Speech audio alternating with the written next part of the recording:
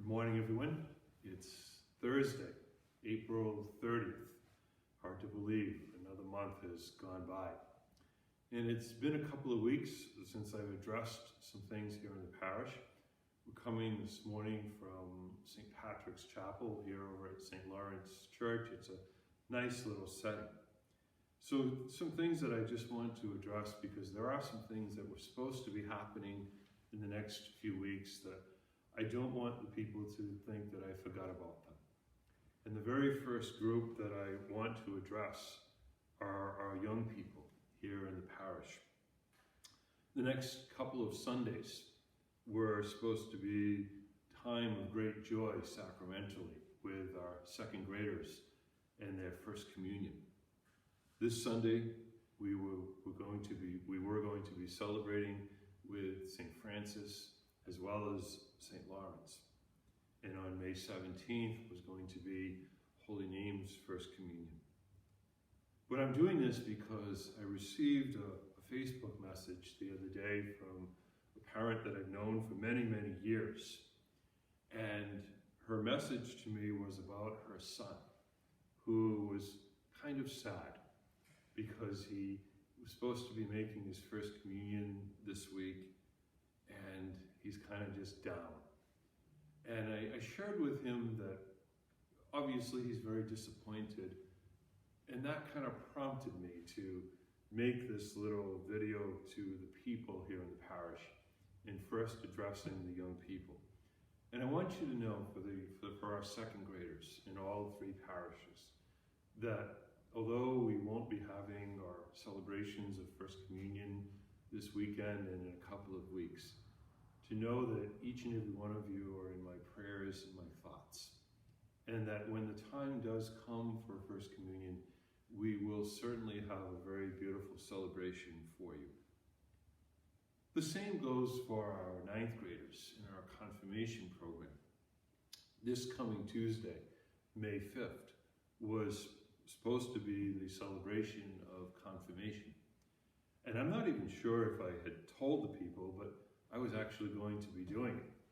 The bishop was scheduled to do the confirmation, but his schedule had to be changed, and he gave me the delegation to be the celebrant of confirmation for our collaborative. And I was actually very much looking forward to be doing that. It's a great celebration. It's a great joy always to be able to confirm the young people.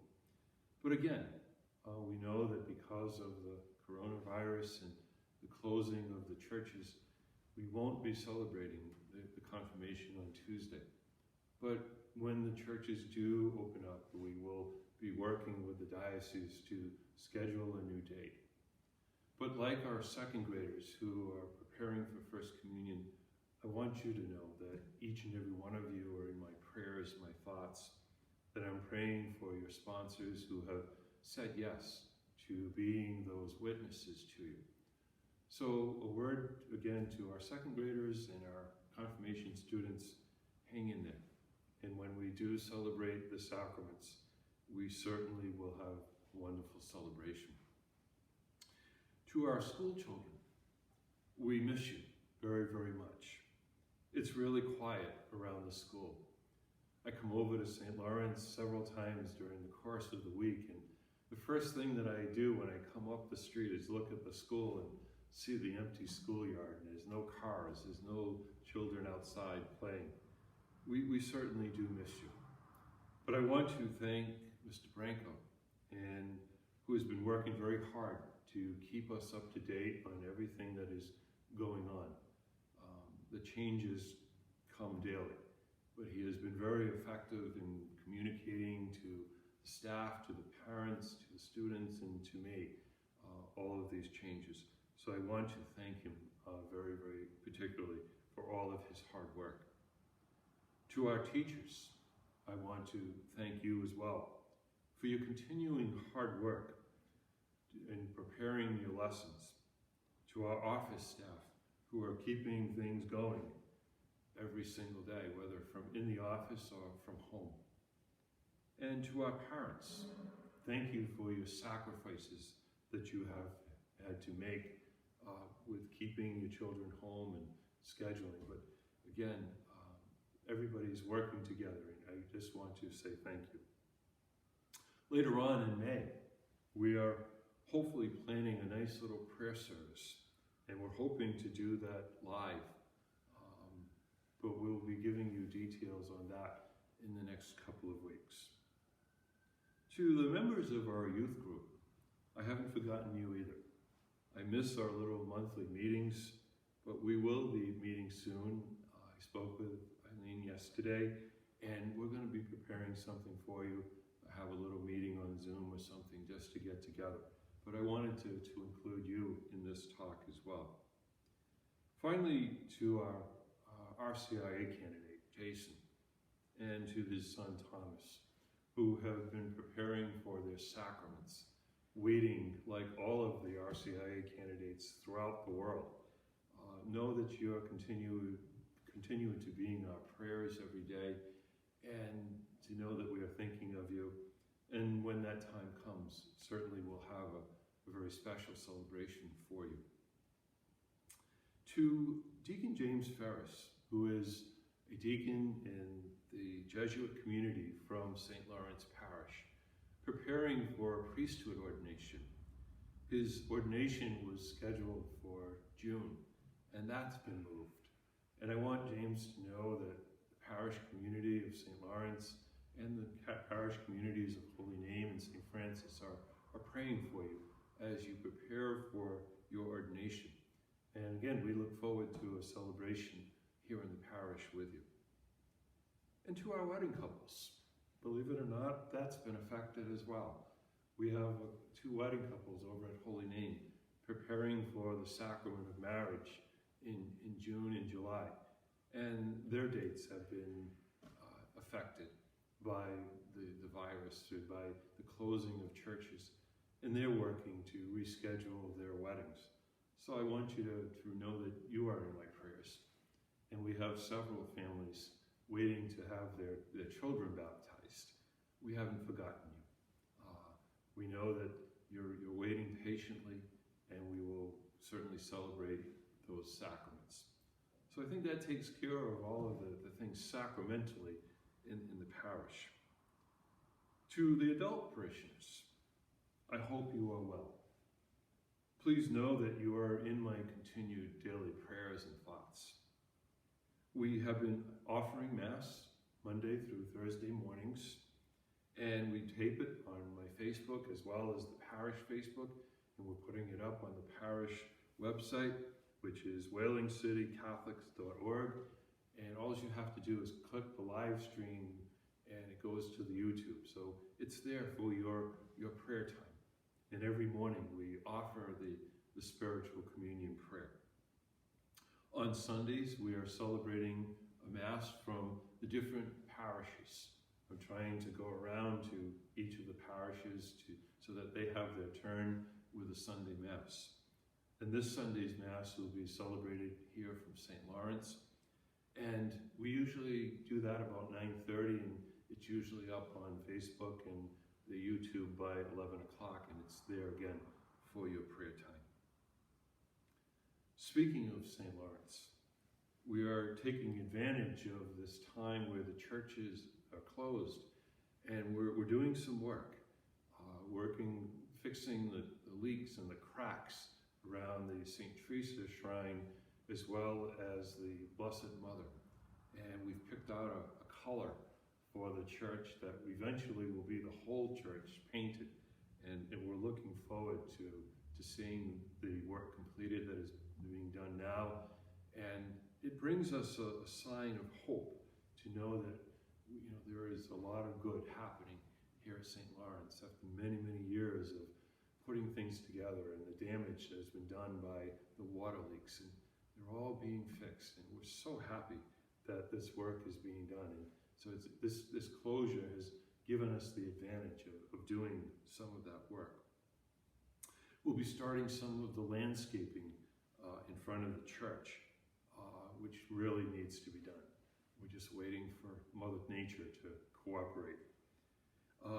We've received a very beautiful donation of a 25-foot flagpole which will be dedicated in memory of all of the deceased veterans of St. Lawrence Parish, and there are so many of them. And for the families in the parish who have buried a loved one who is a veteran, to know that they're not being forgotten. And that flagpole will be erected in a perfect spot that we've picked out, where we can also include lighting so that the flag will be illuminated 24 hours a day. So that will be going up in the next couple of weeks, and we will be dedicating that when we come back. We've got a couple of dates in mind, but nothing can be released yet because we don't know officially when we're going to be back in church.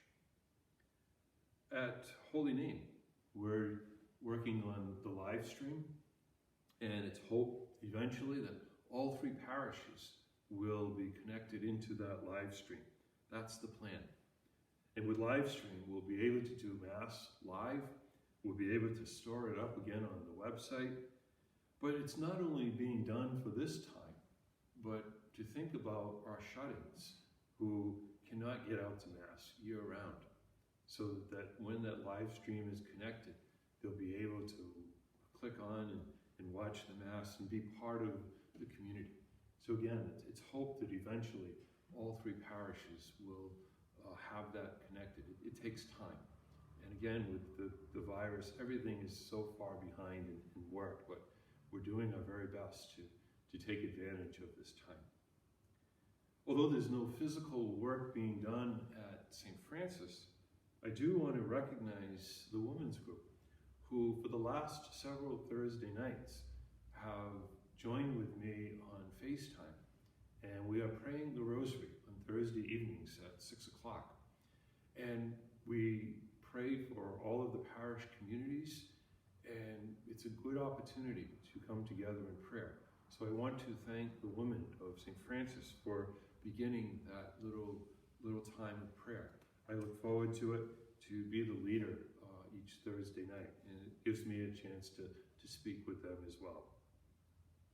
And finally, a word of thank you for all of your support and prayers to me. Your many phone calls, many cards, your words of encouragement in your notes that you send in your budget envelopes, hoping that I'm well. And yes, I am well.